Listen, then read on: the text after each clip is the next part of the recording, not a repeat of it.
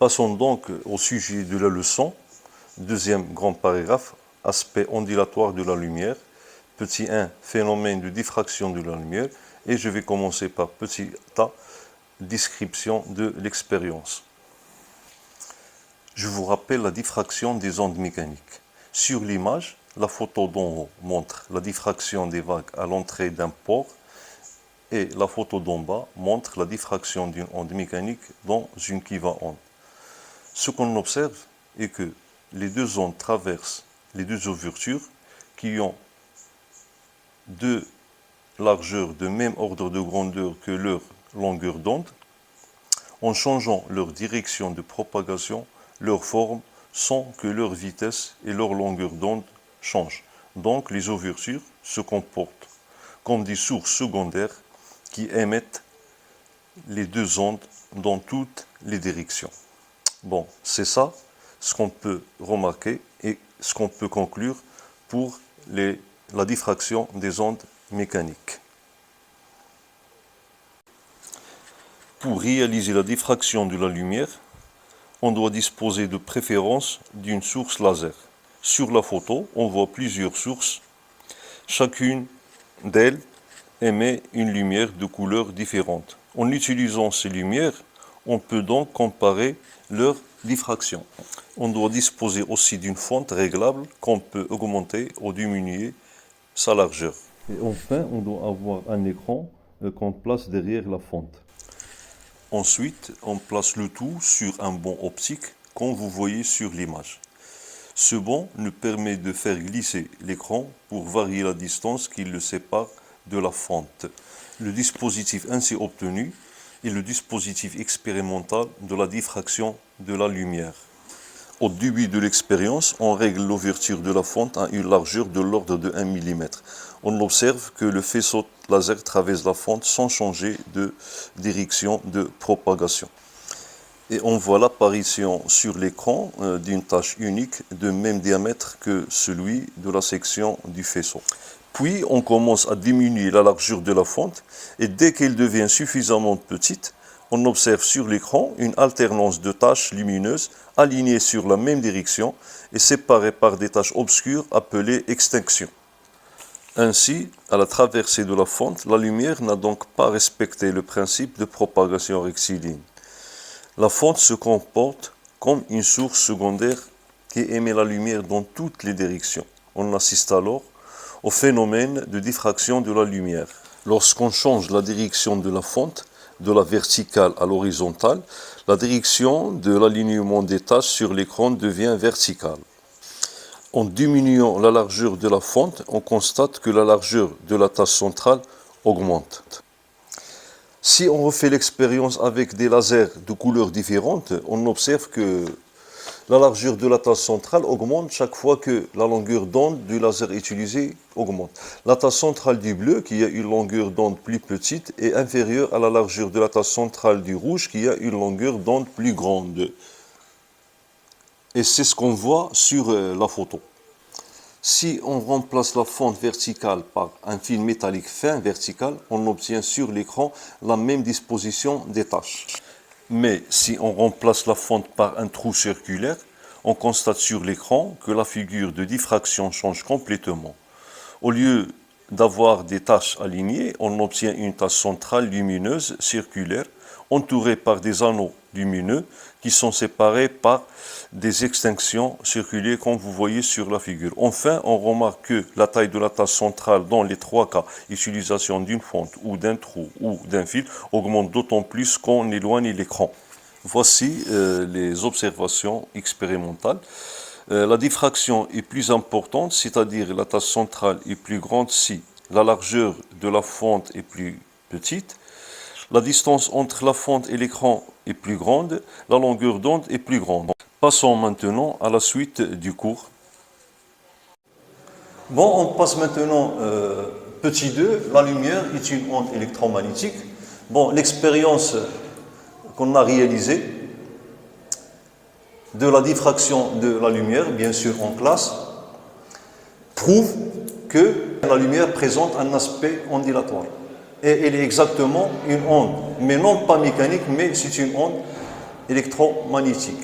On a vu que pour une onde progressive, c'est la propagation d'une suite successive de perturbations.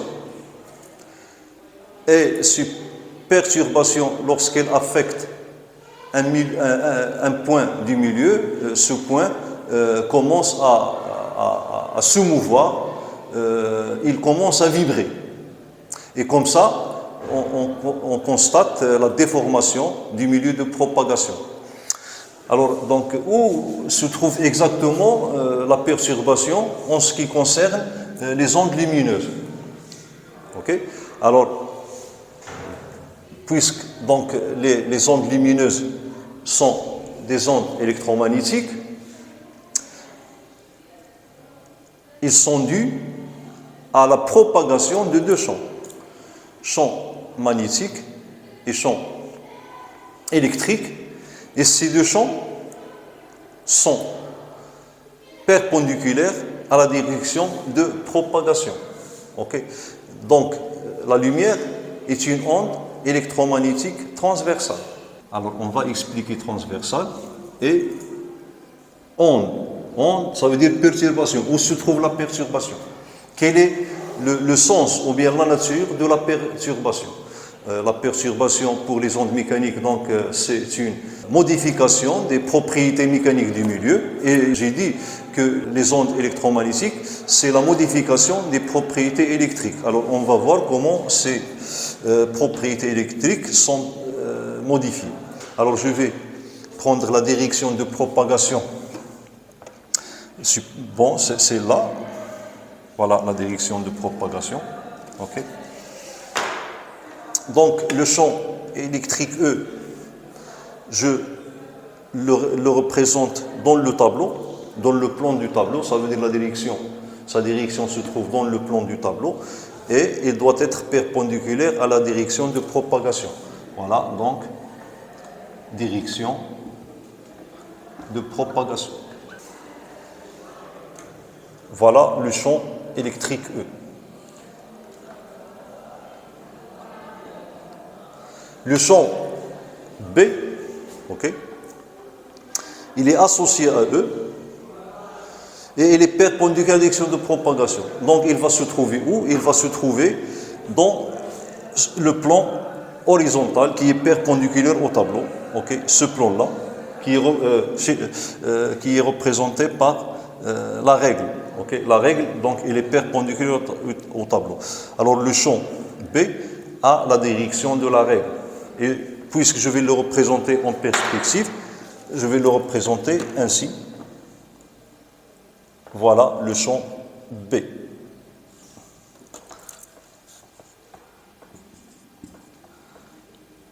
Alors, on a là la perpendiculaire.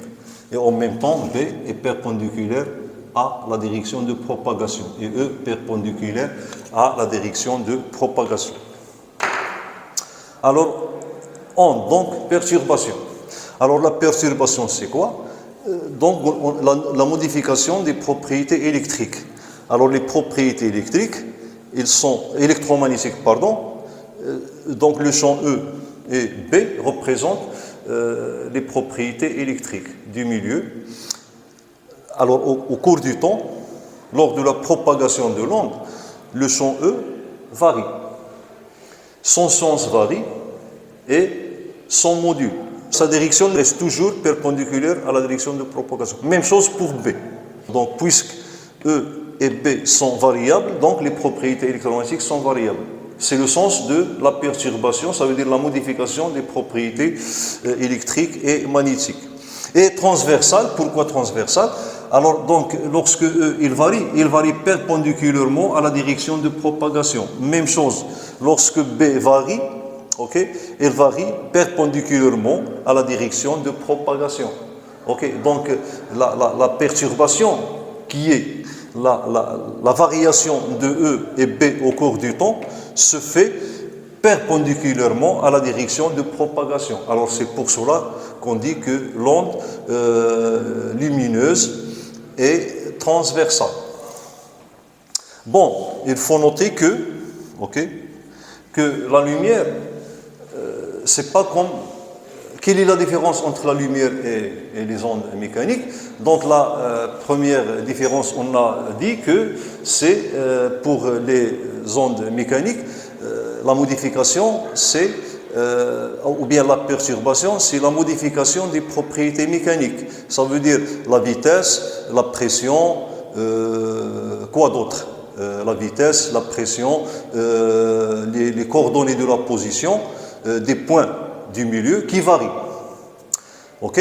Donc là, on a des points matériels, ok, qui subissent la modification.